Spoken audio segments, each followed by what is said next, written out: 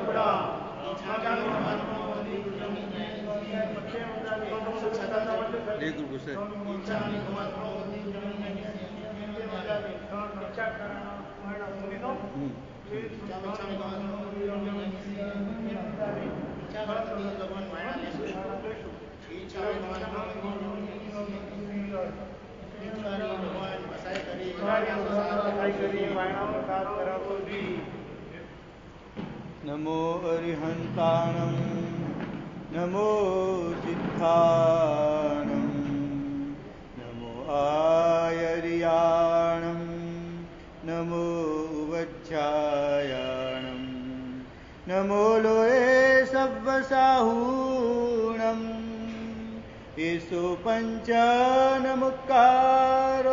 सव्वपावपणासनो मंगलानं च सव्येसिं पद्मं हवै मंगलम्।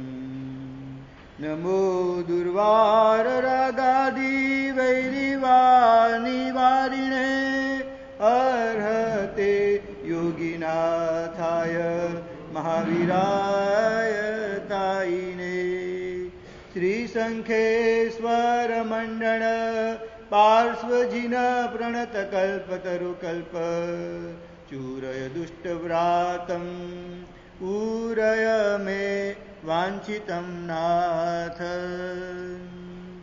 जगन्महामोहनिद्रा प्रत्युष समयोपमं मुनिसुव्रतनाथस्य देशनावचनं स्तुमहम्। सर्वारिष्टप्रणाशाय सर्वाभीष्टार्थदायिने सर्वलब्धिनिधानाय गौतमस्वामिने नमः। अज्ञानतिमिरान्धानां ज्ञानाञ्जनशलाकया नेत्रमुन्मीलितं येन तस्मै श्रीगुरवे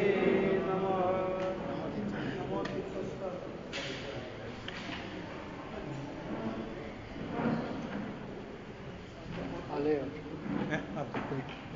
Tomar Leo. Fica, não precisa.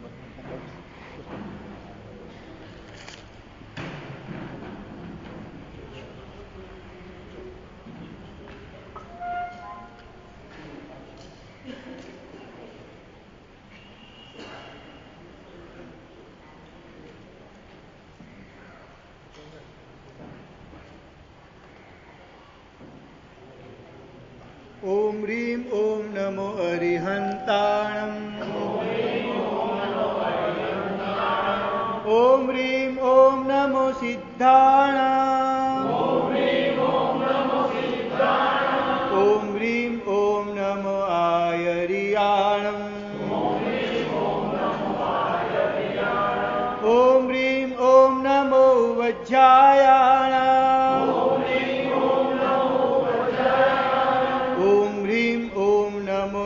सव्वसाहूणं येषु पञ्चनमुक्कारो સર્વ પાવપનાશનો મંગલાણં ચ સવ્યેસી પડમં વૈ મંગલમ ઓમ હ્રીમ ઓમ નમો અરિહંતાણં ઓમ હ્રીમ ઓમ નમો સિદ્ધાણં ઓમ હ્રીમ ઓમ નમો આયર્યાણં ઓમ હ્રીમ ઓમ નમો વજ્જાયાણં ઓમ હ્રીમ ઓમ નમો લોય સબ્બસાહૂણં એસો પંચન મુક્કારો સર્વ પાવપનાશનો મંગલાણં ચ સવ્યેસી પડમં વૈ મંગલમ ઓમ હ્રીમ ઓમ નમો અરિહંતાણં ઓમ હ્રીમ ઓમ નમો સિદ્ધાણં ઓમ હ્રીમ ઓમ નમો આયર્યાણં ઓમ હ્રીમ ઓમ નમો વજ્જાયાણં ઓમ હ્રીમ ઓમ નમો લોય સબ્બસાહૂણં એસો પંચન મુક્કારો સર્વ પાવપનાશનો મંગલાણં ચ સવ્યેસી પડમં વૈ મંગલમ ચત્તારી મંગલમ હરિહંતા મંગલમ સિદ્ધા મંગલમ સાહુ મંગલમ કેવલી પન્નતો ધમ્મો મંગલમ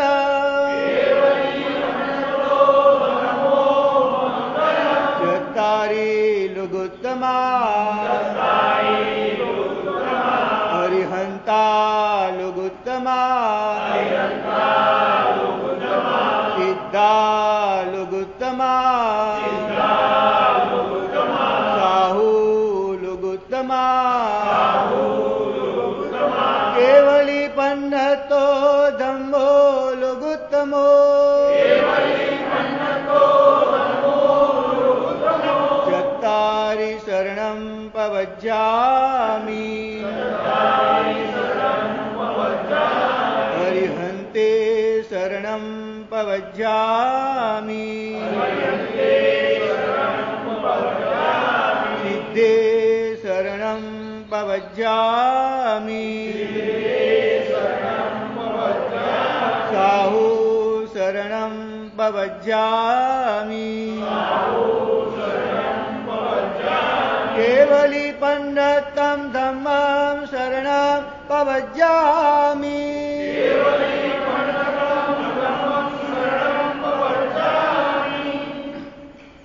કલિકાળ સર્વજ્ઞ ભગવાન હેમચંદ્રાચાર્ય રચિત યોગશાસ્ત્રમાં આજે આપણે 8મી ગાથા જોવાની છે. યોગનું ફળ શું છે? બીજું ફળ કફ વિપૃન્મલ આમર્ષ સર્વૌષધિ મહર્દય સંભીન સ્રોતો લબ્ધિશ્ચ યોગમ તાંડવ ડંબરમ. એટલે કે કફ વિપૃણ એટલે કે વિષ્ટા, મળ, આમર્ષ, સર્વ ઔષધિ વગેરે લબ્ધિઓ અને સંભીન સ્રોત લબ્ધિ વગેરે જે છે આ યોગથી ઉત્પન્ન થયેલો વિલાસ છે. યોગથી ઉત્પન્ન થયેલી વિશેષ પ્રકારની શક્તિઓ જે છે યુગના કારણે અલગ અલગ પ્રકારની લબ્ધિઓ ઉત્પન્ન થાય છે. કફ એટલે આપણા શરીરમાં જે કફ નીકળે તે, વિપ્રુણ એટલે કે મળ વગેરે, પછી મલ એટલે કે કાનમાં રહેલો મેલ, દાંતમાં રહેલો મેલ, નાકમાં રહેલો મેલ, નયન એટલે આંખમાં રહેલા પિયા વગેરે કહેવાય, અને જીવા ઉપર ઉત્પન્ન થયેલો અને શરીરમાં ઉત્પન્ન થયેલો આ બધો જ મેલ જે છે તે બધો જ લબ્ધિરૂપ થઈ જાય છે, દવારૂપ થઈ જાય છે. અને આમર્ષ એટલે હસ્ત વગેરે દ્વારા સ્પર્શ કરીએ તો એ સ્પર્શ દ્વારા પણ રોગો વગેરે મટી જાય એવું લબ્ધિ વગેરે જે કહેવાય, મહર્ધિ વગેરે, એ બધી આનાથી ઉત્પન્ન થાય છે એવું આમાં લખેલું છે.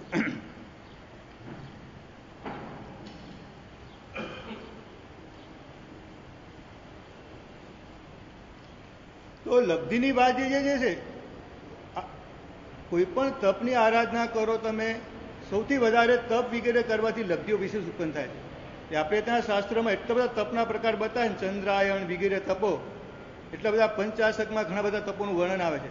એ બધા તપો દ્વારા ત્યાં લખ્યું છે કે એને અનેક પ્રકારની લબ્ધિ ઉત્પન્ન થાય છે.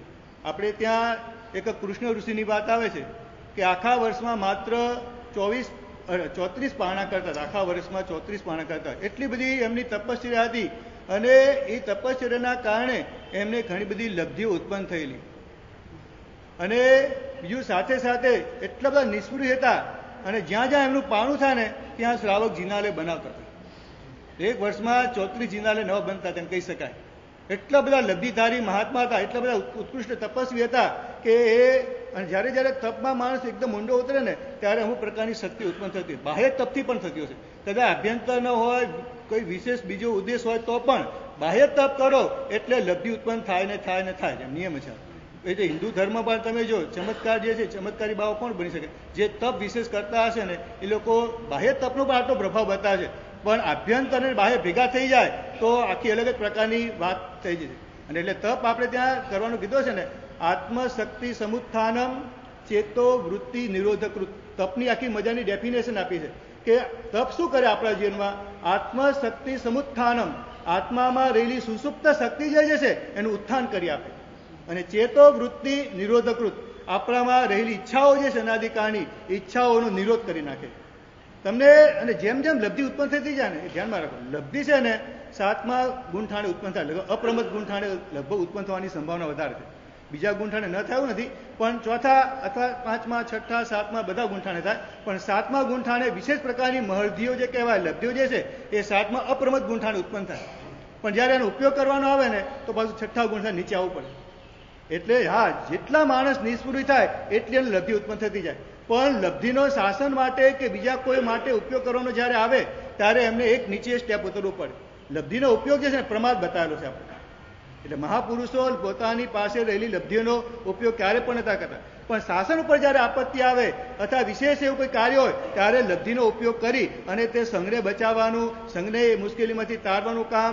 ઘણા બધા પ્રસંગો આપણે ત્યાં વિષ્ણુકુમારની વાત જે છે, લબ્ધિ થયેલી ઉત્પન્ન, અને કોઈ પોતે પોતાની સાધનામાં મસ્ત હતા, પણ ઓલા નમુચી રાજાએ કીધું મંત્રીએ કે આ તમે ભારત અમારા દેશમાંથી ચાલી જાઓ. તો ઓલે કીધું કે તમે થોડી તો જગ્યા આપો. આપણા સંઘે વિનંતી કરી પણ કે હું તમને કોઈ જગ્યા આપીશ નહીં, તો થોડી તો જગ્યા આપો કે ભાઈ તમને 3.5 ડગલાની જગ્યા આપવાની. પછી આટલા 3.5 ડગમાં તમારે આખા સંઘે રહેવાનું, આ તો બની શકે નહીં. 3.5 ડગલા એટલે કેટલું થયું? 10 ફૂટે પણ ના થયું. તો પછી એમને થયું કે આ તો ખરેખર આ માણસ તો એકદમ અડિયલ થઈ ગયો છે. એટલે પછી વિષ્ણુકુમારને પ્રાર્થના કરવામાં કે તમે આ સંઘનું આવું કાર્ય આવ્યું છે અને સકલ સંઘ ઉપર આપત્તિ તમે આવો. અને વિષ્ણુકુમારે કીધું કે બોલો કેટલા ડગલા માપવાના, અને 1 લાખ જેવું શરીર બનાવ્યું. 3.5 ડગલામાં પહેલો પગલું ક્યાં મૂક્યું એનું બધું વર્ણન આવે છે. એટલે આખું ભરત ક્ષેત્ર નહીં, 2.5 દીપની બહાર પણ એમનું આવી ગયું આખું બધું. એટલે બોલ હવે ક્યાં જવું? અને પછી એનો છેલ્લો પગ જે મૂકવાનો હતો એના માથા પર મૂકી એને ખતમ કરી નાખ્યો. આ બધી જે આખી વિષ્ણુકુમારની વાત જે છે એમાં લબ્ધિનો, આવી લબ્ધિનો ઉપયોગ જે છે ને એ નીચે ઉતરવું પડતું છે, એમને એમ થતું નથી. ગૌતમ સ્વામી મહારાજને આપણે અનંત લબ્ધિ નિધાનાય ગૌતમ સ્વામીને નમઃ. ગૌતમ સ્વામી પાસે અનંત લબ્ધિ હતી, પણ એમને પણ લબ્ધિનો ઉપયોગ લગભગ છે ને કાર્ય કર્યો નથી. 2-3 જગ્યાએ કર્યો આપણને દેખાય કે અષ્ટાપદની યાત્રા કરવા માટે એમને કર્યો. જ્યારે પરમાત્માએ અષ્ટાપદનું વર્ણન કર્યું કે અષ્ટાપદની યાત્રા કોઈ દેવની સહાય વગર મનુષ્ય પોતાની શક્તિથી અષ્ટાપદની યાત્રા કરે તો એ જ ભવમાં તે વ્યક્તિ મોક્ષમાં જાય. આ નિયમ છે આપણે ત્યાં. અષ્ટાપદની યાત્રા પોતાની શક્તિથી દેવ કોઈને લઈ જાય ઉચકીને, કોઈ વિદ્યાધર લઈ જાય અથવા વિદ્યાધર જાય એની વાત નથી. મનુષ્ય જે છે એ અષ્ટાપદની યાત્રા પોતાની શક્તિ દ્વારા કરે તો એ જ ભવમાં ચોક્કસ મોક્ષની પ્રાપ્તિ કરે. એવું આપણે ત્યાં ઘણા બધા ત્રિસૃષ્ટિમાં પણ લખ્યું છે અને બીજા ગ્રંથોમાં પણ વાત આવે છે. પણ પોતાની શક્તિથી, કારણ કે બહુ અષ્ટાપદ જે છે ને ચડવો બહુ અઘરો હતો. એના 8 સ્ટેપ હતા, પણ 8 સ્ટેપ એટલા બધા ખતરનાક હતા, એટલા બધા અઘરા હતા કે કોઈ ચડી શકતું નથી. એટલે આપણે 1500 તાપસી આવે છે ને, કોઈ બીજા પગથિયે, કોઈ ત્રીજા પગથિયે રહ્યા હતા, પણ એ લોકો પણ ચડી શકતા નતા. ગૌતમ સ્વામી અષ્ટાપદનો મહિમા સાંભળ્યો ને એમને તો સતત મોક્ષની છે. મારો મોક્ષ ક્યારે થશે? પરમાત્માએ કીધું કે મારા પ્રત્યેનો રાગ છોડી દે. જ્યારે પણ પોતે જેને દીક્ષા આપે એને કેવળ જ્ઞાન થઈ જાય અને પોતાને ન થાય ત્યારે ગૌતમ સ્વામી અધીરા થઈ જાય. ખરું, પ્રભુ મને કેવળ જ્ઞાન કેમ નહીં? આ મેં હમણાં આને દીક્ષા આપી છે, એને કેવળ જ્ઞાન થયું, મને કેમ નહીં? ત્યારે પ્રભુએ કહે મારા પ્રત્યેનો રાગ છોડી દે. કારણ કે પ્રભુ પ્રત્યેનો રાગ જે છે ને એ પણ આગળ જતા બંધનકારી બને છે. રાગ જે છે, રાગ કોઈ પણ વસ્તુ પ્રત્યે ના જોઈએ, ઉત્તમ વસ્તુ પ્રત્યેનો પણ આગળ જતા રાગ છોડવાનો છે. બોલો, આનાથી આપણને ગૌતમ સ્વામીનો રાગ એટલે પરમાત્માના શરીર પર થોડો રાગ હતો કંઈક? પરમાત્માના ગુણો પ્રત્યે, પરમાત્માના બોડી એક એ રીતે એવું કે આકર્ષણ, એટલે કે તમારે જેવું આકર્ષણ એવું બોડીનું આકર્ષણ હતું પરમાત્મા પર, પણ પરમાત્માનું અસ્તિત્વ જે છે એમના માટે બહુ મહત્વનું હતું. એટલે આ રાગ જે છે એ પણ ગૌતમ સ્વામીને કેવળ જ્ઞાનની પ્રાપ્તિ કરવા દેતો નતો. બોલો, તમે વિચાર કરો હવે, પત્ની પ્રત્યેનો રાગ, વસ્તુ પ્રત્યેનો રાગ, મકાન પ્રત્યેનો રાગ, પૈસા પ્રત્યેનો રાગ, બોલો આ કેટલા બધા બંધનમાં નાખતા છે આપણને. બોલો, કેવળ જ્ઞાન તો પ્રાપ્ત ન થાય, બીજી બધી આંતરિક શાંતિ પણ પ્રાપ્ત થવા દેતા નથી આ બધા બંધનો આપણને, આ રાગો બધા. આપણે સુખી થવા માટે રાગ કરીએ છીએ, પ્રેમ કરીએ છીએ, લાગણી બાંધીએ છીએ, પણ બોલો સુખનો અનુભવ થાય છે કે દુઃખનો અનુભવ થાય છે? આપણને ખબર છે કે લાગણી કરવાથી, પ્રેમ કરવાથી, પછી એક સંબંધ બાંધવાથી લગભગ આપણે દુઃખિત થયા છે. હું ને તમે બધા જ. જ્યાં પણ મમત્વ ભાવ આવ્યો, જ્યાં ત્યાં રાગ થયો, એના રાગના કારણે પછી એ વિયોગમાં ટ્રાન્સફર થાય અને રાગના કારણે મમત્વ ભાવ આવે અને પછી અપેક્ષા આવે છે કે આ વ્યક્તિ આવું કરવું જોઈએ અને એ વ્યક્તિ એવું ના કરે, એટલે ગમે તે પ્રિય વ્યક્તિ હશે એના પ્રત્યે પછી દ્વેષ તરસ શરૂ થઈ જશે. રાગ એકાંતે હે બતાવે છે આપણે ત્યાં. સારી વસ્તુ પ્રત્યે પણ આગળ જતા રાગ નથી કરવાનો. એટલે જ આપણે રાગ અત્યારે બીજા બધા રાગોથી છૂટવા માટે પરમાત્મા પ્રત્યે, પરમાત્મા બધા અનુષ્ઠાનો પ્રત્યે, ગુરુ ભગવાન પ્રત્યે રાગ અત્યારે કેળવાનો છે. એટલે પ્રશસ્ત રાગ કહેવાય છે એને. પણ પ્રશસ્ત રાગ જે છે બહુ નડતો નથી એટલો બધો. પ્રશસ્ત રાગ જે છે ને એ અપ્રશસ્ત રાગને દૂર કરવા માટે પ્રશસ્ત રાગ કરવાનો છે. પણ આગળ જતા પ્રશસ્ત રાગ પણ જે છે, જો સાચો પ્રશસ્ત રાગ હશે ને તો એની મિત્તે દૂર થઈ જાય. બહુ એને દૂર કરવા માટે બહુ મહેનત નથી કરવાની. આપણે ત્યાં એના માટે ઉપમા આપી છે કે કોઈ વ્યક્તિને કબજિયાત થઈ હોય અને વ્યક્તિ દિવેલ વગેરે લે તો દિવેલ નીકળી જાય ને, સાથે જાય મળ પણ નીકળે, સાથે દિવેલ પણ નીકળી જાય. એમ આપણી અંદર રહેલા અનાદિકાળના રાગના મળ જે છે એને દૂર કરવા માટે પ્રશસ્ત રાગરૂપી દિવેલ લેવાનું છે. એટલે મળ પણ નીકળી જશે અને દિવેલ પણ સાથે સાથે પ્રશસ્ત રાગ પણ નીકળી જશે. એ 36 ગુણો ગુરુ મજ્જ, હરેક વસ્તુ ગુણો ગુરુ પ્રત્યે પણ મમત્વ, 36 ગુણો ગુરુ મજ્જ, આવા 36 પ્રકારના ગુણોથી યુક્ત એવા મારા ગુરુ, ત્યાં મમત્વ ભાવ કરવાનું કહ્યું છે. ગુરુ પ્રત્યે મારા ભગવાન, મારા પરમાત્મા, મારો સંગ, મારું શાસન, ત્યાં મમત્વ કરવાનું કીધું છે. એટલે ઓલા બધા મમત્વથી છૂટવા માટે. તો ગૌતમ સ્વામીને પરમાત્મા પ્રત્યે અવિહળ રાગ હતો. એટલે કીધું મને કેવળ જ્ઞાન વગર ચાલશે, પણ મારે પ્રભુ તમારા વગર. બસ આ સમર્પણના કારણે અને પરમાત્મા જાહેરમાં બધાની વચ્ચે, ગૌતમ સ્વામી 4 જ્ઞાનના ધણી હતા. પહેલા ગંધર હતા, અપ્રમત્ત સાધના કરતા હતા, છતાં પણ વારંવાર પ્રભુએ શું કીધું? સમયમ ગોયમમ મા પમાય. ઉત્તરાધ્યયનમાં આખું અધ્યયન છે, આખું વારંવાર શ્લોકમાં આવે સમયમ ગોયમમ મા પમાય. હે ગૌતમ, તો એક ક્ષણો પણ પ્રમાદ ન કર. ગૌતમ સ્વામી પ્રમાદી હતા એવું નહીં સમજવાનું. ગૌતમ સ્વામીના બહાના દ્વારા આપણને બધાને પરમાત્મા કહી રહ્યા છે કે હે ભાઈ, તું એક ક્ષણો પણ પ્રમાદ ન કરતા. ગૌતમ સ્વામી જેવા અપ્રમત્ત સાધકને પરમાત્મા કહેવા માંગતા એક ક્ષણ માટે પણ જો પ્રમાદ કર્યો તો ક્યારે પતનની ધારા શરૂ થઈ ખબર નથી. એક ક્ષણ માટે પણ ગાફેલ રહેવા જેવું નથી. કેવળ જ્ઞાનની પ્રાપ્તિ ન થાય ને ત્યાં સુધી ક્ષણે ક્ષણની જાગૃતિ જરૂરી છે. રત્ન સુંદરસુરી મહારાજાએ અમને કીધેલું કે જયગુશ્રી માસ્ટરું મારી પર શિક્ષા પત્ર આવેલો અને કીધું કે રત્ન સુંદર, તું સાવધાન રહેજે. આ બધી ભલે તારી સમૃદ્ધિ, તારું નામ, તારું પુસ્તકનું વિમોચન બધું બરાબર છે, પણ કેવળ જ્ઞાન પ્રાપ્ત ના થાય ત્યાં સુધી ક્ષણે ક્ષણની જાગૃતિ તારે રાખવાની છે. આવું એમને જાહેરમાં પોતે વાર્તામાં કીધું કે જયકુશ મારો માટે પત્ર આવ્યો કે બધું તારું, બધી વાહ બધું બરાબર, પણ એક ક્ષણની જો જાગૃતિ ખોઈ તો ગમે તારે આપણું કંઈ પણ થઈ શકે છે. એટલે કેવળ જ્ઞાન પ્રાપ્ત ના થાય ત્યાં સુધી રાગ અને દ્વેષનો ભરોસો કરવા જેવો નથી. એ પાછલા બાને કઈ રીતે ખબર, ધર્મના બાનાથી પણ રાગ આવી જાય આપણને. એટલે ક્ષણે ક્ષણની જાગૃતિ રાખવાની છે. શાલીભદ્રનું દ્રષ્ટાંત આપણે ખબર જ છે ને, બંને ધનના અણગાર અને શાલીભદ્ર બંને અણસણ કરેલું હતું, અને માતા જ્યારે મળવા આવ્યા સહેજ આંખી ઊંચી કરીને જોયું છે ને, એના કારણે શાલીભદ્રનો મોક્ષ અટકી ગયો છે. ખ્યાલ માતાની નોંધ લીધી છે ને, બોલો ખાલી સહેજ આંખ ઊંચી કરીને રાગ કઈ નતો, પણ મારી માતા જેવી નોંધ લીધી છે ને, એના કારણે પણ એમ કે સર્વર સિદ્ધ વિમાન ગયા છે, પણ મોક્ષ નથી થયો એમને. આપણે ત્યાં આવે છે કે લવ શક્તિમાં દેવોની વાત આવે છે, અનુત્તરમાં રહેલા દેવોની, કે એમને થોડો પ્રમાદ ખૂટ્યો, થોડો પ્રમાદ થયો, અથવા થોડું છઠ જેટલો તપ ખૂટ્યો, અથવા 7 લવનું આયુષ્ય ખૂટ્યું, એના કારણે લોકોનો મોક્ષ અટકી ગયો.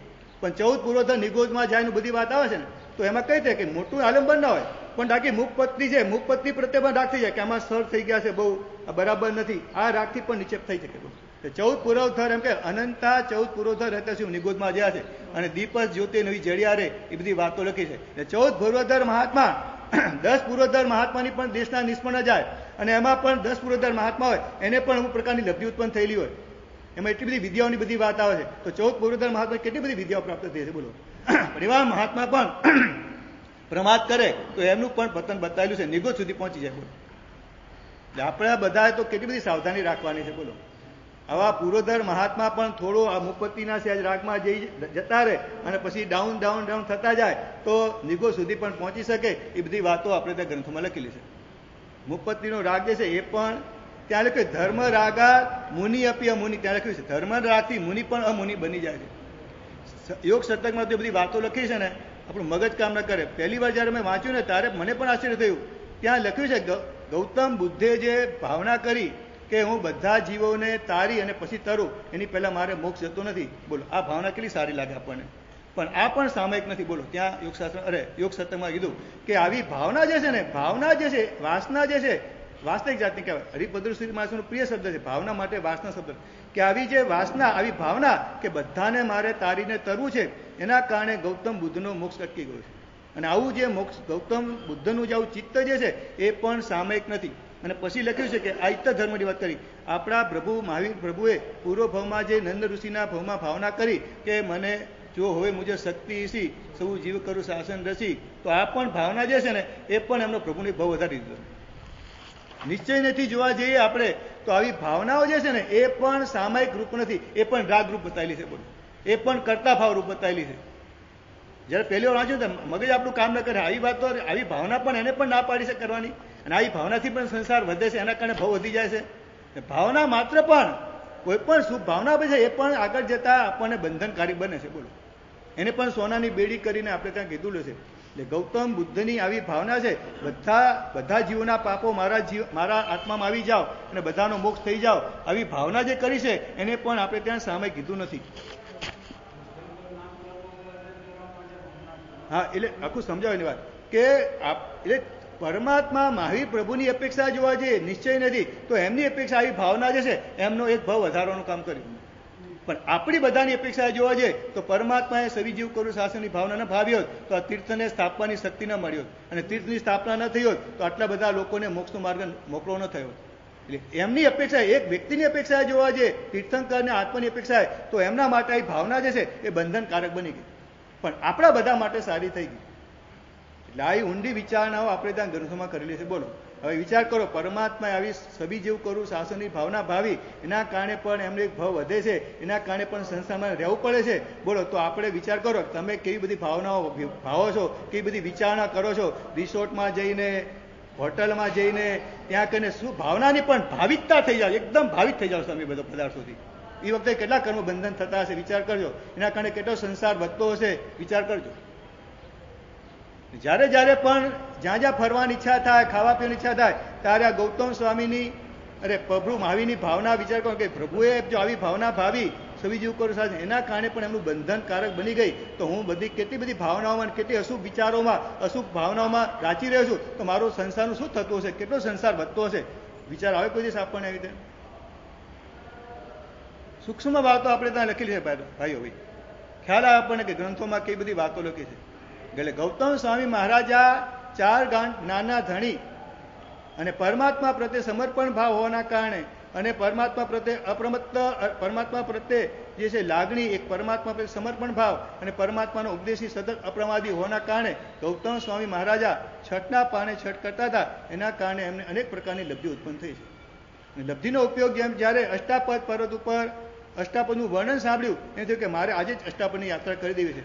અને ત્યાં જઈને જોયું તો એટલા બધા પગથિયા અને પોતે સૂર્યના કિરણો પકડી અને બીજી જગ્યાએ બીજી પણ વાત આવે છે, સૂર્યના કિરણોની વાત આવે છે, કોઈ જગ્યાએ તંતુ કરોડીના તંતુ પકડીને ચડ્યા, આ બધી ચર્ચાઓ બધી આવે છે.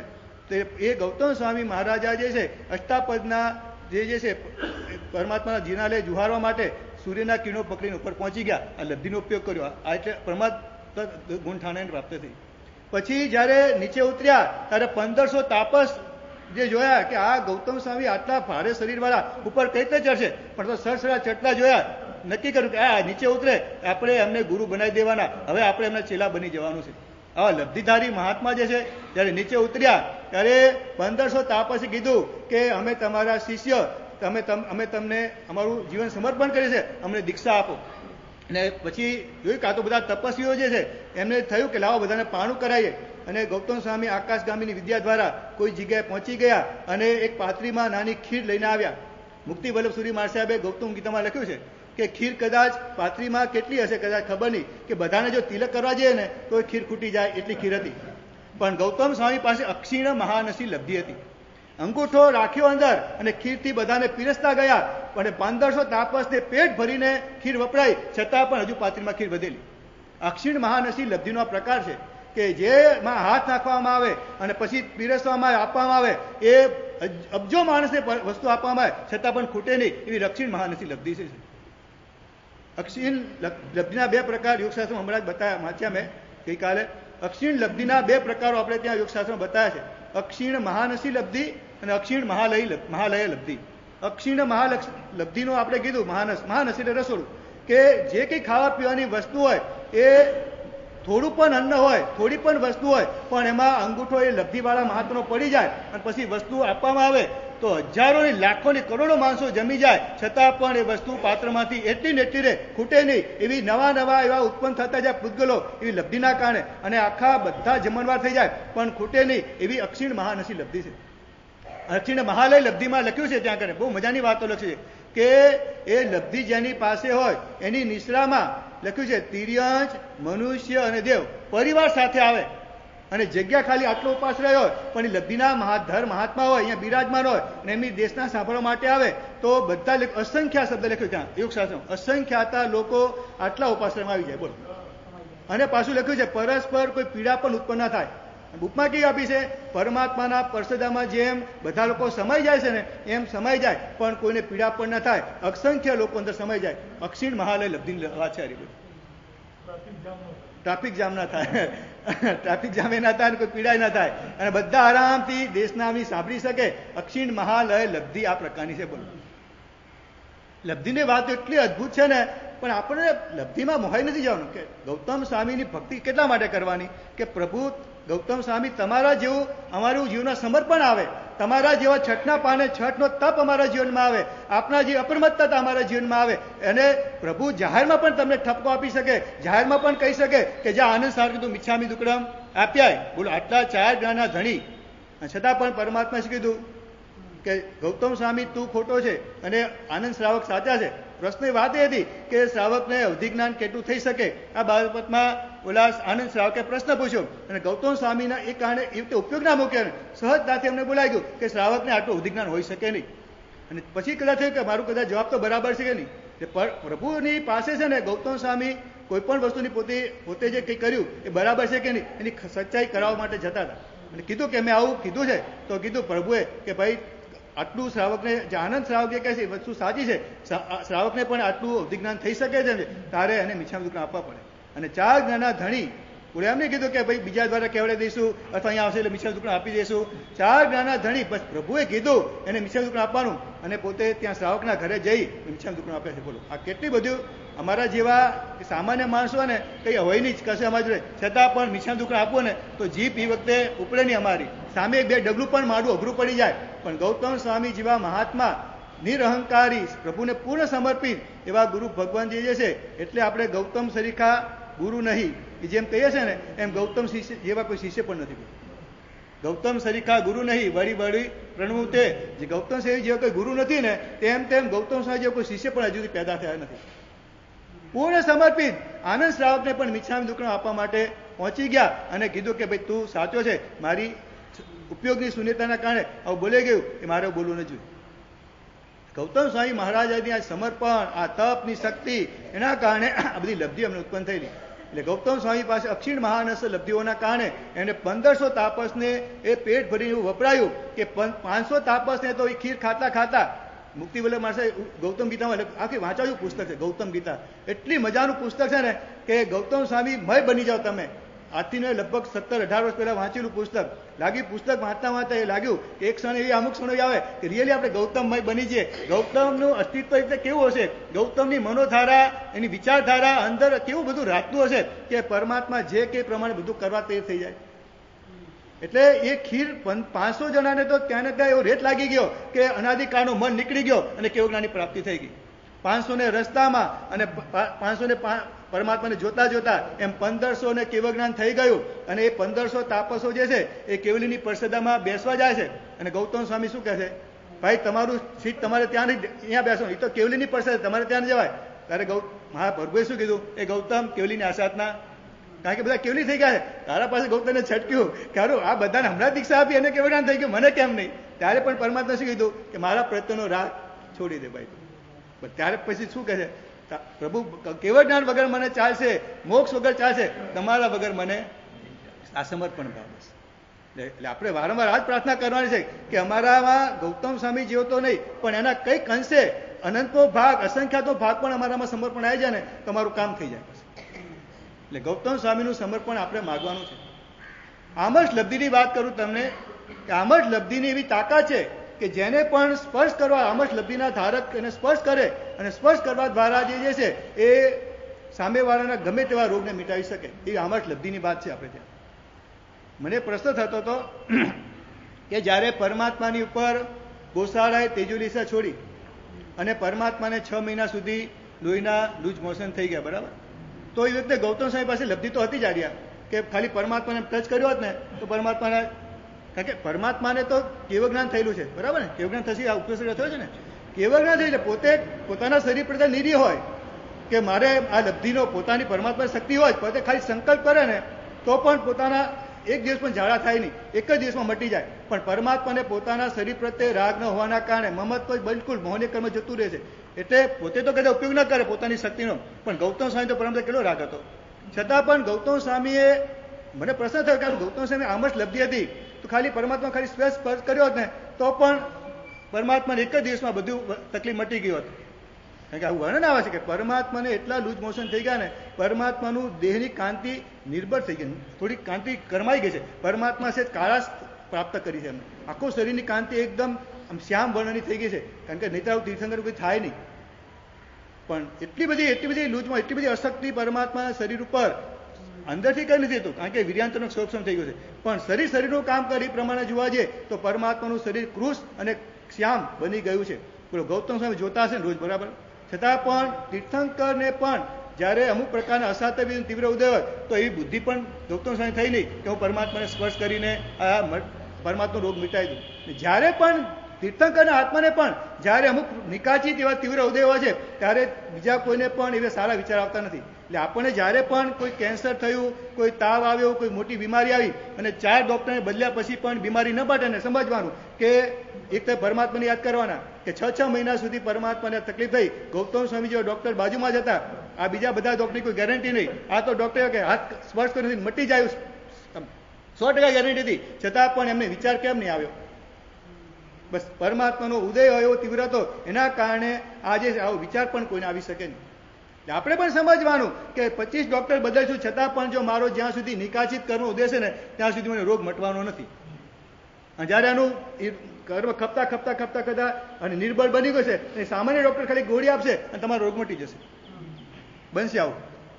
એટલે આ જ્યારે પણ આપણને આપત્તિ આવે, તકલીફ આવે, સમજવું મારો અત્યારે નિકાચિત કર્મનો કોઈ ઉદય ચાલી રહ્યો છે, ભલે મેં આટલા આઠમ કર્યા, આટલી આરાધના કરી, આટલી પરમાત્માની ભક્તિ કરી, છતાં પણ મને આપત્તિ, મારી તકલીફ, મારો પ્રોબ્લેમ સોલ્વ કેમ થતો નથી? સમજવાનું કે મારો અત્યારે કોઈ તીવ્ર નિકાચિત કર્મનો ઉદય ચાલી રહ્યો છે અને પૂર્વ ફોર્મમાં મેં રાચી માચીને રસપૂર્વક કોઈ કર્મ બાંધેલું, એના કારણે અત્યારે આ કર્મ છે, અત્યારે રસપૂર્વક ધર્મ કરી રહ્યો છું એકદમ ભાવનાપૂર્વક, છતાં પણ આ કર્મ હટતું નથી. એનું કારણ આ છે કે પૂર્વ ફોર્મમાં રચી માચીને રસપૂર્વક કર્મ બાંધ્યું છે, એના કારણે અત્યારે કર્મ દૂર થતું નથી. પરમાત્માના બધા પ્રસંગોથી આપણી જીવનમાં પણ આપણે સરખામણી કરવાની કે જ્યારે જ્યારે પરમાત્માને પણ આવી આપત્તિ આવે છે. બોલો, જ્યારે આપણે વર્ણન સાંભળીશું કલ્પસૂત્રમાં કે આ ગોશાળાએ ઉપસર્ગ કર્યો, સંગમે કર્યો અને પછી ઉપસર્ગ પૂરો થયો, પછી કોઈ ઇન્દ્ર મહારાજા આવ્યા, આ દેવલોક ઇન્દ્ર મહારાજા પરમાત્માની ભક્તિ કરી. એ રીતે ઇન્દ્ર મહારાજા પણ ક્યાં ખોઈ ગયા હતા? બધા પરમાત્માની પ્રત્યે ભક્તિવાળા હતા ને. પણ જ્યારે દીક્ષા લીધી ત્યારે પણ જોયું ઇન્દ્ર મહારાજાએ કે પ્રભુ આપને ઘણા બધા ઉપસર્ગો આવવાના છે, મને સાથે રહેવા દો. પરમાત્માએ કીધું કે કેવલી જ્યારે તીર્થંકર પરમાત્મા ક્યારે પણ કોઈની સહાયથી કેવળ જ્ઞાનની પ્રાપ્તિ કરતા નથી, પોતાના આત્મબળથી અતુલ બળ વીર્ય પરાક્રમ આવ્યો.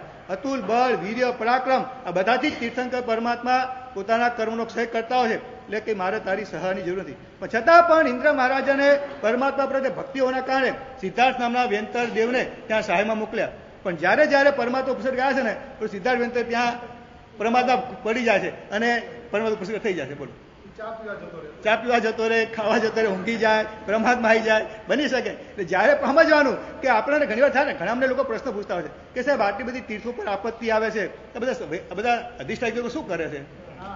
હા, પ્રશ્ન આપણે થાય ને, ઘણા લોકોને પૂછવા. બસ આવું સમજવું પડે આપણે કે આપણા બધાનું પુણ્ય નબળું, અવસરની કાળ, આ બધાના કારણે દેવો પણ પ્રમાદમાં રહેલા છે. એટલે જ આપણે રોજે રોજ દેવોને પણ જાગૃતિ રહે એટલા માટે આપણે ભવન દેવતાનો કાવસક, સૂર્ય દેવતાનો કાવસક, ક્ષેત્ર દેવતાનો કાવસક, જ્યારે પ્રસંગે કાવસું કરતા હશે ક્ષેત્ર વગેરે, એટલા માટે એ લોકો સતત જાગૃત રહે. એટલા માટે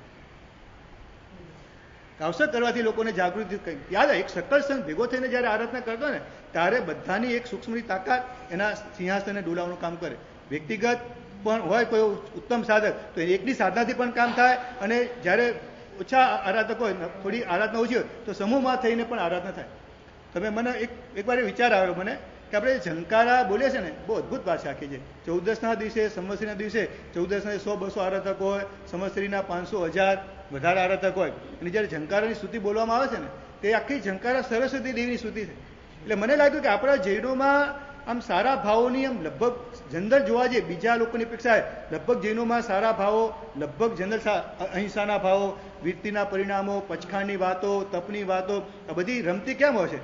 તો એક તો જીવનું દેવનું એક જીન શાસ્ત્રનો પ્રભાવ વગેરે બરું સાથે સાથે મને આ પણ લાગ્યું કે આ સરસ્વતી દેવને આપણે પ્રાર્થના કરીએ છીએ ને, પછી છેલ્લે બોલે છે દેહી મેં દેવી સારમ, હે દેવી જે સાર તત્વો જે છે, સારા ભાવો જે છે એ મને આપો. આવું સમૂહની પ્રાર્થના થવાના કારણે એક સરસ્વતી દેવી જે છે એકદમ જાગૃત થાય અને એની કૃપા બધા પર વર્ષોના કારણે આપણને સારા ભાવ ઉત્પન્ન થાય. આવું મને પોતાને લાગ્યું કે એકદમ ઝંકારા બધા સમૂહમાં રોજ બોલે અને એના કારણે નાના છોકરાને પણ આ બધી આ પ્રાર્થના આવડતી હોય. ઝંકારા પાછા અમે છોકરાઓ તો ઓર ઉત્સાહમાં બોલે, તમારા બાજુમાં ઊંઘ્યો તો જાગી જાય, ઝોકા ખાતો અને કાનમાં જઈને બોલે છોકરાઓ તો પાછા, એટલે ઓલે એકદમ ભડકીને જાગે કે આ શું થયું એમ. એટલે ઝંકારા છે એટલા બધું જોશથી બોલવાનું બધા એક સાથે ઉચ્ચ સ્વરે, એના કારણે જે છે શાસન એક સાથે બધાના સ્વરો, એક અવાજ એના પૂતગળો ઉપર નીચે બધે ફેલાય, એના કારણે જ્યાં દેવી હોય એને ખબર પડે કે સંઘ મારા માટે પ્રાર્થના કરી રહ્યો છે તો એકદમ સક્રિય બને. એને સક્રિય બનાવવા માટે આ બધી પ્રાર્થનાઓ આપણે ત્યાં મૂકેલી છે. એટલે આ લબ્ધિની વાત, આમર્ષ લબ્ધિની એક વાત તમને કહું, શાસ્ત્રમાં એક વાત આવે છે કે આમર્ષ ચાલો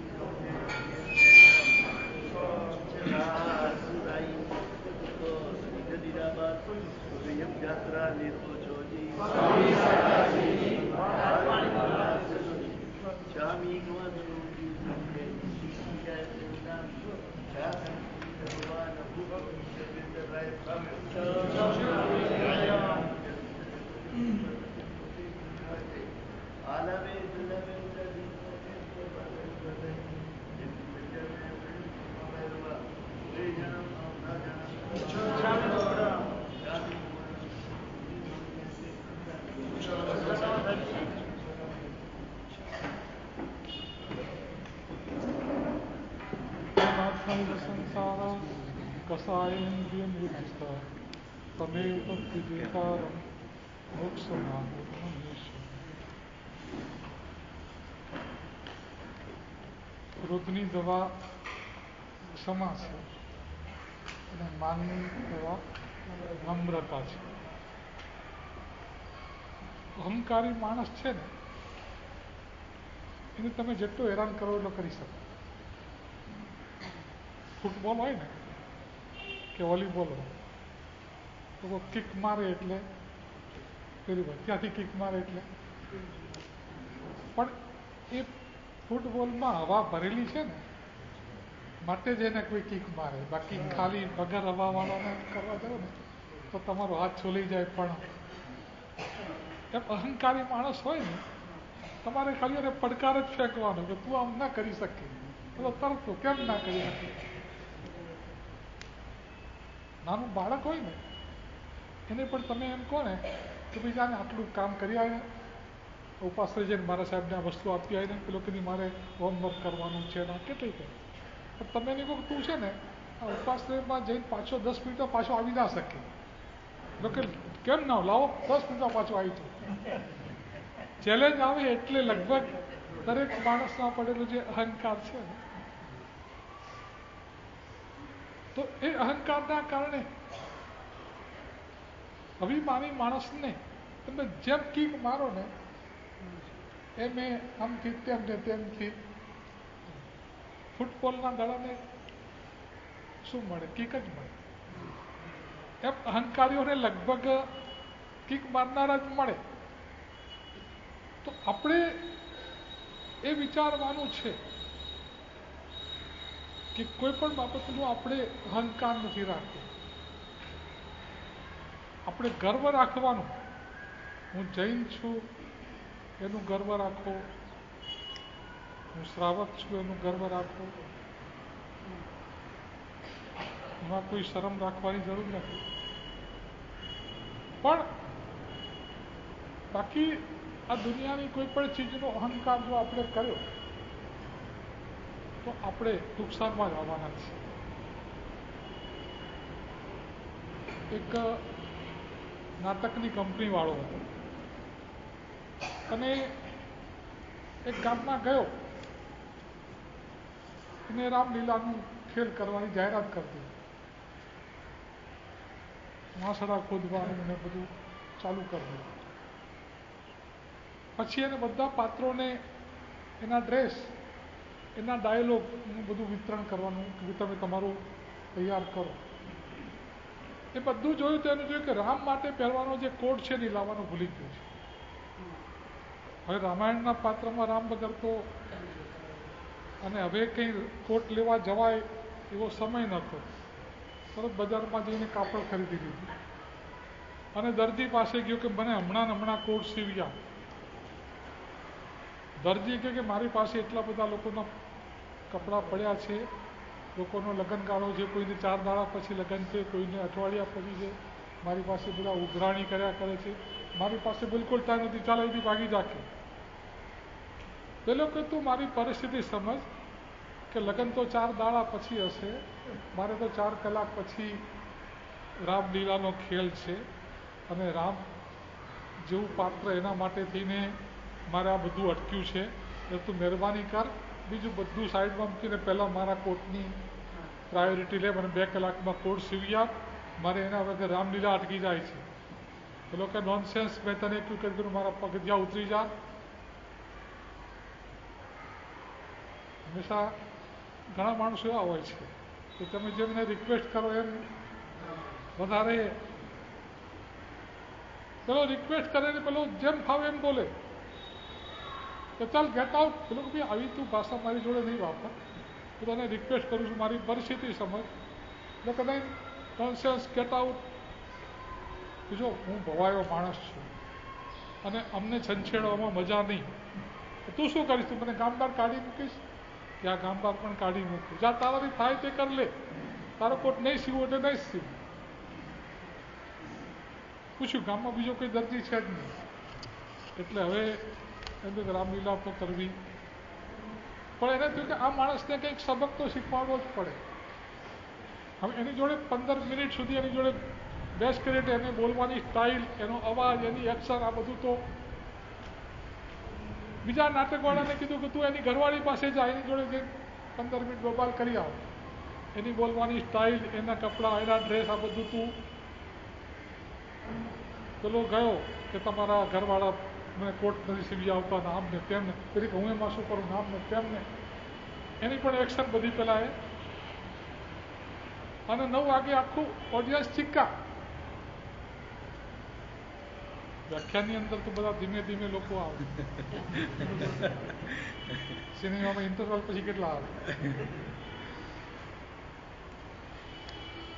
આખું ઓડિયન્સ ચિક્કાર. ને પેલો મુખ્ય નાટકવાળો હતો, એને કીધું કે આજે જાહેરાત તો રામલીલાની થઈ છે, પણ કેટલાક અનિવાર્ય કારણસર રામલીલા ભજવા એવું નથી, પણ તમે કહેતા હો તો દરજી લીલા ભજવું. લોકોને કંઈ રામલીલા ભજવીને કંઈ રામ થવું નથી, લોકોને તો મનોરંજન જોઈતું હતું. એ કે થવાની દરજી લીલા કે અમે રામલીલા તો ઘણી જોઈ છે, આ એક નવી લીલા જોઈ લઈએ કે થવા દે, અમારે કોઈ વાંધો નથી કે. અને પડદો પડ્યો અને સ્ટેજ ઉપર દરજીને દર્જન આવ્યા, હાથમાં કાતર ને પેલું લઈને, અને બે ઝઘડવા માંડ્યા. પેલા ગામવાળા કહે કે આ આપણા ગામનો દરજી આ નાટકમાં ક્યારે જોડી ગયો?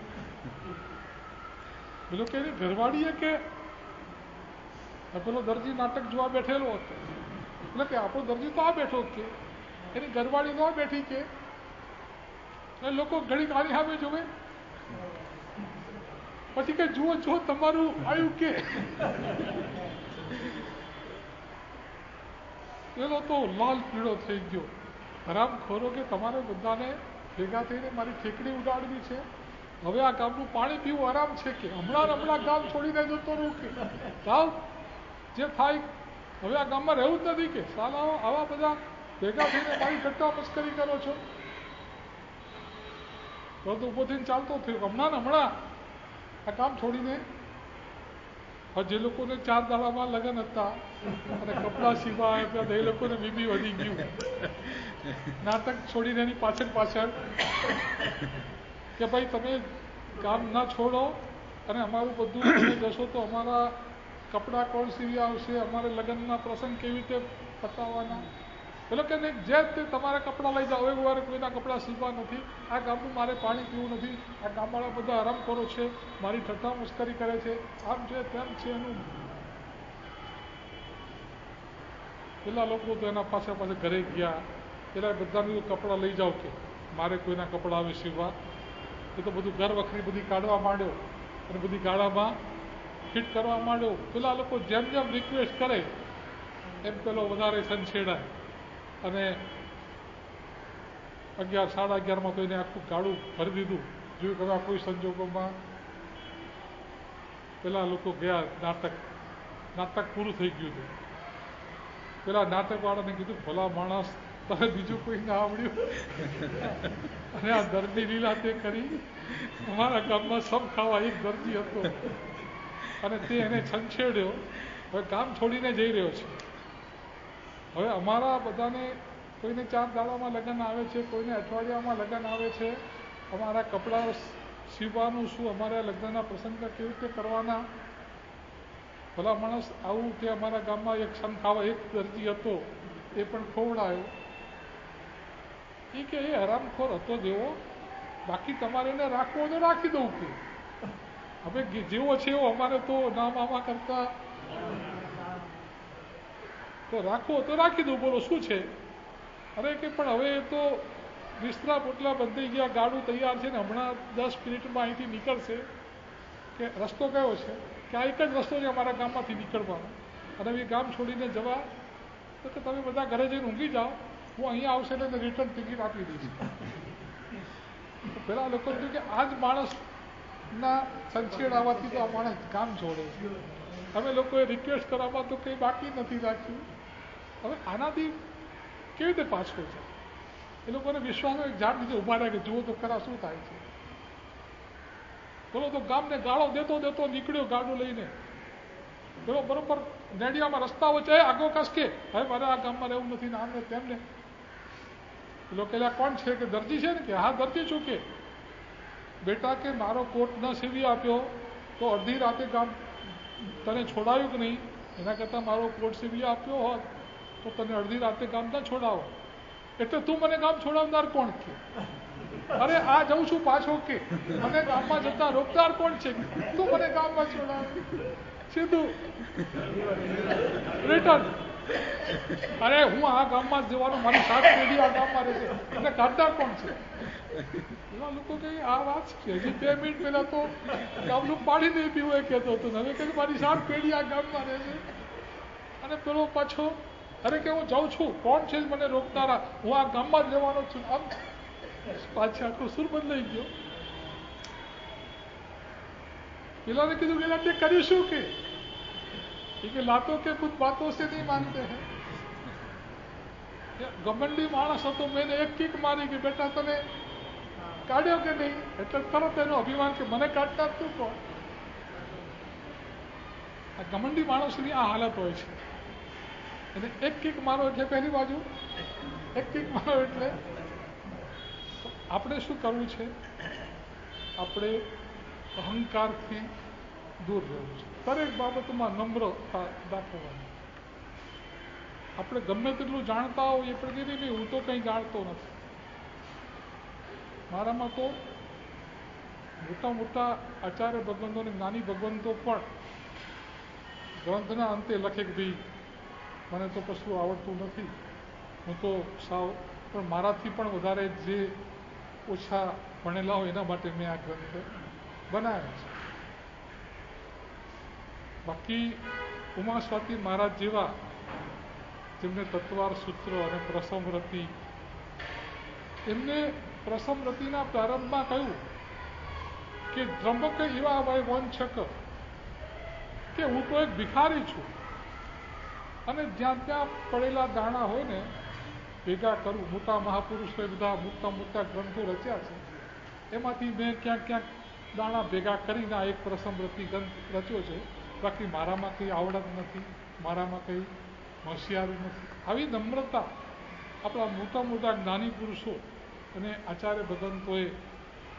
અને આપણી પાસે કંઈ જ્ઞાનમાં ઠેકાણું ના હોય અને આપણે અહંકાર કરીએ કે હું તો આવો છું, તેવો છું, આટલું ભણેલો છું, તેટલું ભણેલો છું, તો આ કોઈ આપણા માટે યોગ્ય. આપણે ત્યાં કાલકાચાર્ય મહારાજ થઈ ગયા, ખૂબ વિદ્વાન હતા, પણ એમના જે શિષ્યો હતા ને એ બધા ભણવાની બાબતમાં આળસુ હતા. ઘણા માણસો એવું હોય કે મગજમારી કરીને કરવાનું શું, ભણતો બી મર્તવ્યમ, અભણતો બી મર્તવ્યમ, માથા પચ્ચી કેમ કર્તવ્ય. કે ભણે તો મરવાનું છે ને, ન ભણે તો મરવાનું. આ મગજમારી કરીને કામ શું છે? એટલે પેલા લોકોને ભણવાની કોઈ ઈચ્છા નહીં. 9 વાગ્યાનો પાઠ હોય તો સવા 9 સુધી તો ભેગા જ ના થાય. આગલા દિવસનો પાઠ પૂછો તો કશું આવડે નહીં. પાઠ ભણાવે ત્યારે પણ ધ્યાનથી ગુરુ મહારાજે કીધું કે ભાઈ જો મારા ગુરુએ મને જે જ્ઞાન આપ્યું છે એ તમને આપવું એ મારું ફરજ છે, અને જો તમે મારી પાસેથી નહીં ભણો તો કાલે તમે કોઈને શું ભણાવી શકશો? આ પરંપરાથી જે જ્ઞાન મારા સુધી આવ્યું છે એને આગળ તો પહોંચાડવું જ પડશે. પેલા કે અમને આ નથી ફાવતું, તે નથી ફાવતું, તો એમને બધા અનુયોગોનું વિભાજન કરી દીધું. દ્રવ્યાનુયોગ, ગણિતાનુયોગ, ચરણ કરણાનુયોગ, કથાનુયોગ. પછી કે તમને જે ફાવે એ ભણાવો, પણ તમારે ભણવું તો પડે. તો પેલા કે ના, અમારે કંઈ ભણવું જ નથી. એમને થયું જો આ શિષ્યો મને મારી પાસે ભણવા ન માગતા હોય તો આવા શિષ્યોની સાથે રહેવું એના કરતાં એ લોકોને પડતા મૂકી દેવા તો કદાચ શોક ટ્રીટમેન્ટથી કદાચ ઠેકાણે. નક્કી કર્યું કે આવતીકાલે સવારે બધા ઊંઘતા હોય આપણે વહેલા વિહાર કરીને, પણ મકાન છોડતા પહેલાં સહ્યાતરની રજા લેવી એવી શાસ્ત્રની વિધિ છે. રાતના 12 વાગે સહ્યાતરને બોલાવ્યા કે ભાઈ હું આવતીકાલે એકલો આ બધાને છોડી અને જતો રહેવાનો છું, કેમ કે આ લોકો કંઈ ભણતા નથી. એટલે કે હું કહું ભાઈ કે હું એનો ગુરુ છું, મારું નથી માનતા તો તારું ક્યાં માનવાના? હું અહીંથી મારા શિષ્યનો શિષ્ય સાગરચંદ્ર છે એ સુવર્ણ ભૂમિમાં છે, હું ત્યાં જવાનો છું. પણ આ લોકો તમને પૂછે તો તમે કોઈ મારું સરનામું આપતા નહીં. જો એ લોકો પૂરી ખાતરી આપે કે હવે ગુરુ મહારાજ જેમ ભણાવે એમ ભણશું તો મારું એડ્રેસ આપજો. તો પેલા લોકોને કોઈને ભણવું જ નહોતું, એટલે 6 વાગ્યા પહેલાં ઉઠવાની એમને કંઈ. ગુરુ મહારાજ તો 4 વાગે ઉઠી પડીકણું બધું કરી પોતાના ભેટ પોતાની બાંધી નીકળી ગયા. પેલા લોકો ઉઠ્યા, જો કે ગુરુ મહારાજ નથી, નિરાશ ગયા હશે, છેલ્લે જવા ગયા હશે. 6 વાગ્યા, 7 વાગ્યા, 7:30 વાગ્યા, ગુરુ મહારાજ દેખાતા નથી, એમની ઉપજી નથી, એમનો દાડો નથી. પેલો કે હું 5:45 ઉઠ્યો ત્યારે ગુરુ મહારાજ નહોતા, પેલો કે હું 6 વાગે ઉઠ્યો ત્યારે ગુરુ મહારાજ. ગામમાં તપાસ કરી આવ્યા જ્યાં જ્યાં થાય એટલું, એ પત્તો લાગ્યો. સહ્યાતરને બોલાવી કે અમારા ગુરુ મહારાજ ક્યાં ગયા, તમને કંઈ ખબર છે? સહ્યાતર કે ગુરુ તમારા મારે ખબર રાખવાની છે? અને ગયા તો ગયા, તમે આઝાદ થઈ ગયા. હવે આ રોજ તમને ટોક ટોક કરવા હતા, ભણો ભણો, હવે તમે આખો દાડો આરામ કરો, કોઈ તમને પૂછવાવાળું. ગયા તો ભલે ગયા, તમારે ગુરુની કામ શું છે? પેલા લોકો થયું કે આ જે ભાષામાં વાત કરે છે ને એ જોતા આને કંઈક. પણ પેલો કહે કે તમારે ગુરુને શું છે? ગયા તો ગયા, મારે ખબર રાખે તમારે રાખવાની. ફરી 1-2 દાડા તપાસ કરી પણ લાગ્યું કે ક્યાંય ગુરુ દેખાતા નથી. અને કદાચ ખબર હોય તો આ સહ્યાતરને, બાકી કોઈને ખબર હોય.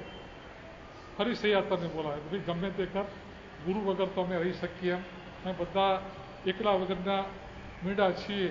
અમને કોઈ કંઈક બે વ્યાખ્યાન આપો તો અમારામાં કોઈ વ્યાખ્યાન આપે એવું નથી.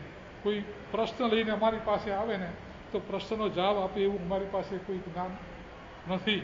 એટલે ગુરુ વગર તો અમારે ચાલે જ નહીં. એટલે કે તમારે ભણવું નથી અને ગુરુને ભણાવવા છે, તમારાને એમનો એ મેળ પડે એવું મને લાગતું નથી.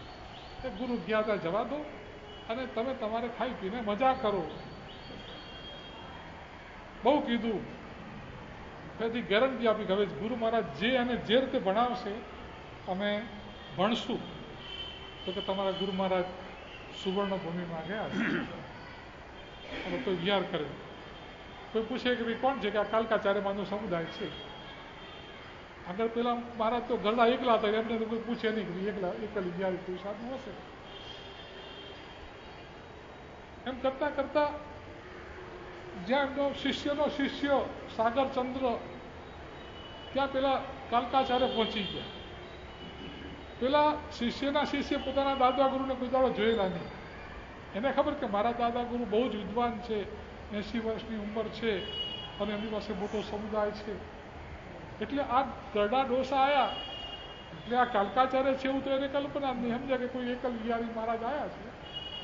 એટલે સાધુ મહારાજને કીધું કે મહારાજને ક્યાંક ઉતારો આપી દો, અને ગરડા મહારાજ છે વિહાર કરીને આવ્યા છે, નજીકના જે પાણીના ઘર એમને બતાવી દો, પૂછી જાય એટલે એમને થોડું સહેલાઈથી પતી જાય.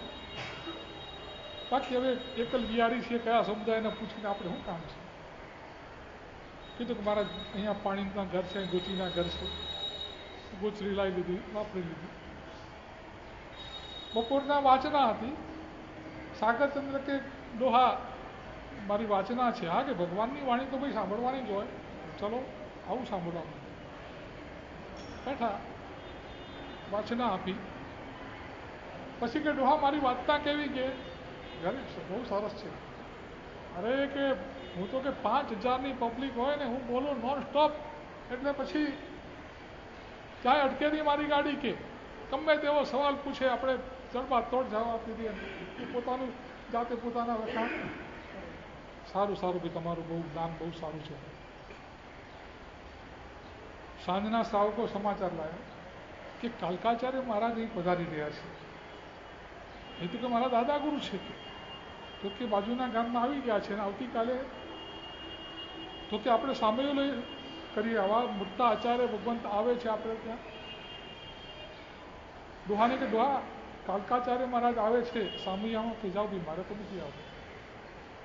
ઢોલ વાજા લઈને ગયા બધા સાધુઓ. પછી આ બધા નાની ઉંમરના એને ખબર કે કાલકાચાર્ય તો આચાર્ય મહારાજ કેટલે પાછળ છે. હવે કેટલા થાણા બાકી છે. હવે બધા થાણા આવી ગયા. તો કાલકાચાર્ય મહારાજ ક્યાં છે?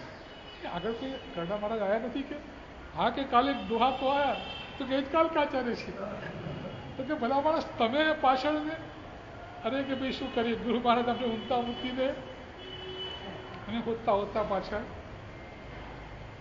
ઉપાસમાં હો કે આપણે તો કાલકાચાર્યને ક્યાંક ખૂણા બેહાડી દીધા છે.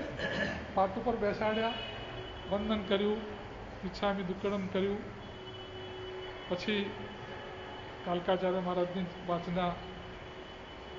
પછી બપોરે કાલકાચાર્ય મહારાજ કે મારે ઠલે જવું છે. તો કે ચલો હું સાથે આવું. ત્યાં સુધી તો ઓળખતા એટલે ગોચરીએ જવા દીધા, હવે ના જવા દે. સાગરચંદ્રને બે ઠલે જવા નદીમાં ગયા. કાલકાચાર્ય નદીમાં ઠલે જઈને આવી ગયા. સાગરચંદ્રની રાહ જોઈને બેઠા હતા. તો નદીમાં રેત હતી, એમાંથી રેત કાચલીમાં લીધી. પછી કાચલીમાંથી તરપણીમાં નાખી.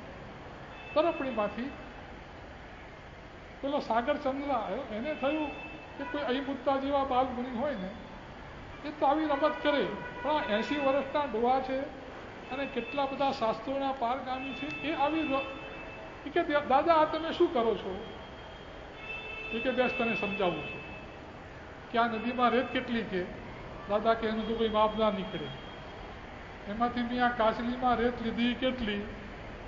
એ બહુ થોડી. હવે કાચલીમાંથી હું તરફડીમાં નાખું તો વધે કે ઘટે? બે ચાર દાણા ઢળી જાય પણ વધવાનો તો કોઈ. પછી એમાંથી કાચલીમાં નાખું તો વધે કે ઘટે? તો કે જો આ દુનિયામાં જ્ઞાન કેટલું છે એનો કોઈ અનભિલાપ્ય અભિલાપ્ય અનંતા ભાગ અનંત ઉચરાયાજી. દુનિયામાં અભિલાપ્ય પદાર્થો પણ એટલા છે કે તીર્થંકર ભગવાન તો એમની જિંદગીમાં બધું વર્ણન કરી શકતા. અને તીર્થંકર ભગવાન તો જેટલી દેશના આપે બધું ગણધર ભગવાનો શાસ્ત્રમાં ગૂંથી શકતા. તાસ અનંત બે ભાગે સૂત્રે. પછી ગૌતમ સ્વામી મહારાજ પાસે જે હોય એ સુધર્મા સ્વામી પાસે આવે. સુધર્મા સ્વામી પાસેથી જંબુ સ્વામી પાસે આવે તો થોડુંક ઘટવાનો ચાન્સ છે, વધવાનો કોઈ ચાન્સ. જંબુ સ્વામી પાસેથી પ્રભવ સ્વામી પાસે આવે તો ઘટે. પ્રભવ સ્વામી પાસેથી સંયમભવ સ્વામી પાસે આવે તો ઘટે. એટલે તું કાલે એમ કહેતો હતો કે આપણે તો 5000ની પબ્લિક હોય ને આમ નોન સ્ટોપ પ્રવચન કરું, આમ કરું તેમ કરું. એટલે આ ભાઈ આ ગૌતમ સ્વામી ને સુધર્મા સ્વામી ને પ્રભવ સ્વામી એમની પાસે આપણે ટીપું આપણું જ્ઞાન નથી. એટલે ક્યારેય આપણા જ્ઞાનનો અહંકાર કરવો નહીં. પેલા કાનમૂટ પકડી હવે ક્યારેય જિંદગીમાં અહંકાર કરીશ. તો આવું ભગવાનનું શાસન આપણને મળ્યું છે. આવા મહાપુરુષો આપણા જીન શાસનમાં થયા છે કે જે લોકોએ એટલી નમ્રતાથી બધી વાતો કરી છે. તો આપણે આપણા જીવનમાં દરેક ડગલે ને પગલે શું કરવાનું? નમ્રતા કરવાનું. ક્યાંય અહંકાર નહીં રાખવાનો. અહંકારને છે ને રાવણના જેવા અનેક માથા છે. એટલે આપણે તો અહંકાર છે જ નહીં. આપણે તો પણ એ વાત પણ અહંકાર માટે જ કરતો હોય ઘણી વાર. એટલે અહંકારને આપણે ન સમજી શકીએ ને તો એ ક્યારેક કેવી રીતે પાછળથી આવી જાય ને. એટલે ઘણી વખત ગાડા નીચે કૂતરું ચાલતું હોય ને તો સકરનો ભાર જીવ સ્વામ તાણે. કૂતરું માને કે આ બધું આ ગાડું હું જ ચલાવું છું. હકીકતની અંદર આપણે કંઈ નથી. આપણા ના હોય તો આ દુનિયા ચાલે જ છે. એટલે ક્યારેય કોઈ બાબતનો અહંકાર નહીં કરો તો હું છું તો આમ છે, હું નથી તો આ રીતે અહંકારને જીતવા માટે નમ્રતાને લાવી અને જીવનને આપણે મંગલમય. કાલે પૂછો ને, આવતીકાલથી આજે જે પ્રવચન ગુરુ ભગવંતે કર્યું એના સંબંધિત 3 પ્રશ્નો આવતીકાલે પૂછવામાં આવશે. એ બરાબર આજે સાંજે સ્વાધ્યાય કરી લેજો. અમે 3 પ્રશ્નો આવતીકાલ પૂછવામાં આવશે અને જે સાચા જવાબ છે એનું સંઘ તરફથી બહુમાન કરવામાં આવશે. હવે એક દિવસના પ્રવચનો બીજા દિવસે એના સંબંધી પ્રશ્નો પૂછવામાં આવશે. 3 પ્રશ્નો એનો સાચો જવાબ આપશે તેમના સંઘ તરફથી બહુમાન કરવામાં આવશે. એટલું ધ્યાનમાં રાખજો. શિવમસ્તુ સર્વ જગત પરહિત નિરતા ભવન્તુ ભૂતગણા દોષાઃ પ્રયાન્તુ નાશમ સર્વત્ર સુખી ભવતુ લોકઃ. વિશ્વમાં રહેલા સર્વ જીવો સુખી થાઓ. સમતા ભાવને પ્રાપ્ત કરો. સમાધિને પ્રાપ્ત કરો. પાપ કર્મથી મુક્ત થાઓ. સકલ સંઘનું મંગલ અને કલ્યાણ થાઓ. સિદ્ધિ તપ વગેરે આરાધના નિર્વિઘ્ને સુખ સાતા પૂર્વક પૂર્ણ થઈ ભાવના સાથે 12 નોકાર.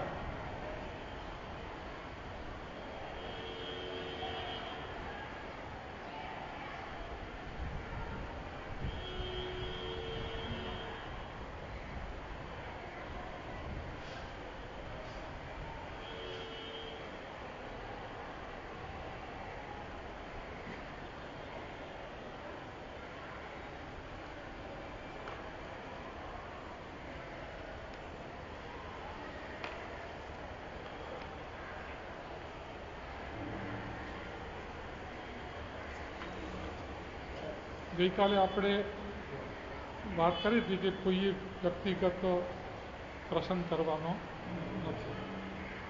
તો આપણું જે વોટ્સએપ ગ્રુપ છે ને એમાં જેટલા જોડાયેલા બધાએ કીધું ઓકે અમે ગુરુ મહારાજનો જે આદેશ છે અને સંઘની જે માન્ય છે અમે બધા સંઘના કાર્યક્રમમાં જોડાશું. કોઈ હા, એટલે જે લોકો હજી નથી જોડાયા એવા કદાચ કોઈ લોકોને મેસેજ ન પહોંચ્યા હોય તો પહોંચાડી દેજો. અને આ કાર્યક્રમ આપણે 100% બધા આરાધકો નિયમનું પાલન કરી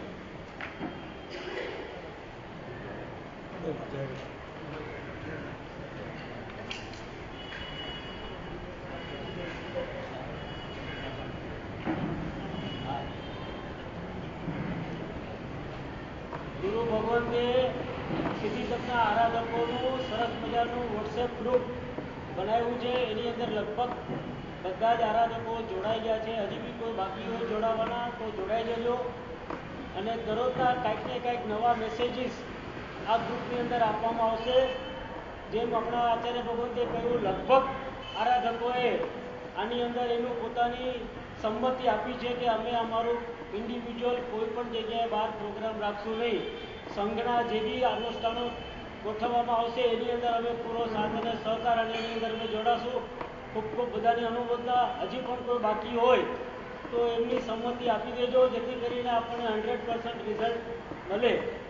બીજું 11મી ઓગસ્ટનું ગઈકાલે જેમ વાત કરી પ્રમાણે નીરવભાઈ કડીવાળા ખૂબ જ જેને કહે કે એમના ઉછરતા ભાવે જે સ્નાત્ર મહોત્સવ કરાવે છે, જેમને પણ આજથી 4-5 વર્ષ પહેલાં આપણે ત્યાં 2 વખત આવી ગયા. ખૂબ સરસ ભાવધારામાં લઈ જાય છે અને બહુ જ આનંદ આવશે. એટલે હજી બી મારી આપને ઈચ્છા છે કે જે કોઈ આ તપની અંદર જોડાણા હોય અથવા બીજા કોઈની પણ ભાવના હોય તો જે તમે કદાચ વિચાર કરતા હોય કે આપણે એનું ઉજવણું કરવું છે કે કાંઈ કરવું છે તો એક એડવાન્સની અંદર પણ આ એક પ્રોગ્રામની અંદર પણ આપ જોડાઈ શકો છો. 2,07,000 રૂપિયાનો નોકરો છે. આમાં કોઈ વધારે નથી. લગભગ કદાચ કોઈ પ્રશ્ન થાય કે 2 લાખ રૂપિયાનો સ્નાત્ર મહોત્સવનો ખર્ચો હશે. હોળીથી એના ભોજકો જે આવતા હોય, બધી ટીમ આવતી હોય, એના લગભગ 70-75 હજાર રૂપિયા આપવાના આવે છે. 50-60 હજાર રૂપિયાનું ફૂલનું ડેકોરેશન થાય છે. એ સિવાય ફર નૈવેદ્ય અને જેટલા બી કાર્યક્રમની અંદર હાજર છે એ બધાની સાધર્મિક ભક્તિ બી છે. એટલે કદાચ એમ જોવા જઈએ તો કદાચ 2 લાખથી પણ ખર્ચો વધી શકે છે. પણ ખરેખર તમને આનંદ આવશે. આ પ્રસંગે તમે તમારા પરિવાર જે બી લાભ લેશે એ એમના સગા સંબંધી પરિવારને પણ આમંત્રણ આપીને બોલાવી શકે છે. આ એક પરમાત્માનું જન્મ કલ્યાણકની ઉજવણી કરવાનો એક સારામાં સારો મોકો છે. તો ખાસ આની અંદર વિચાર કરવા વિનંતી. બી સિવાય કોઈને બ્યાસની અંદર બી હાજી બ્યાસનું કાતરા મહોત્સવ ખૂબ સરસ. ધીરજબેન ગંભીરદાસ શાહ, રાજેશભાઈની સિદ્ધિ તપની આરાધના અને શ્રાવિકા કયો તપ કરે છે? હા, વર્ષી તપ કેટલામો? આ સરંગ બીજો. અને આમ તો ખબર નથી સાહેબ, તપાવલીમાં ઓલા જે બધા લિસ્ટ હોય ને એમાં કદાચ થોડા જ બાકી હશે ટીક કરવાના, બાકી બધા જ લગભગ. અને આવ્યા છે શ્રાવિકા છે અહીંયા? એમના શ્રાવિકા છે. હા, વજન કદાચ 40 કિલો હશે કે નહીં મને ખબર નથી કદાચ. હા, એટલું હશે વજન. 40 કિલોથી ઓછું હશે. પણ સાહેબ બધી જ જગ્યાએ એમની હાજરી હોય છે. ખૂબ ખૂબ પરિવારની અનુભૂતિ. હાજી, ચોથો સિદ્ધિ અને અમને ચોથો સિદ્ધિ તપ 3 તો સંઘમાં કરાવ્યા. અને એમની બેટ મહારાજનું ચાતુર્માસ હતું ત્યારે એમને પોતે સ્વતંત્ર એમની રીતે ઇન્ડિપેન્ડન્ટ કર્યો. ખૂબ ખૂબ અનુભવના પરિવાર. ગુરુવંદન અઠમના અત્તરવાળના ચોથના ગુરુવારે થશે તો મહેરબાની કરીને નામ લખાવી દેવા વિનંતી. કારણ કે શું છે, ઘણા બધા સિદ્ધિ તપમાં જોડાના છે, ઘણા બધા મોક્ષ દંડમાં છે અને ઘણા લોકોને વર્તમાન તપની લાંબી ઓરી ચાલી રહી છે. બરોબર છે. પણ શું છે, થોડું આપણને એક આઈડિયા આવે. અત્તરવાળામાં આપણને આઈડિયા આવે એટલે જેની બી ભાવના હોય અઠ્ઠમ કરવાની તો ચોક્કસ પેઢીમાં આપણું નામ લખાવી દેવા વિનંતી. પારણા અને અત્તરપારણા બંને થશે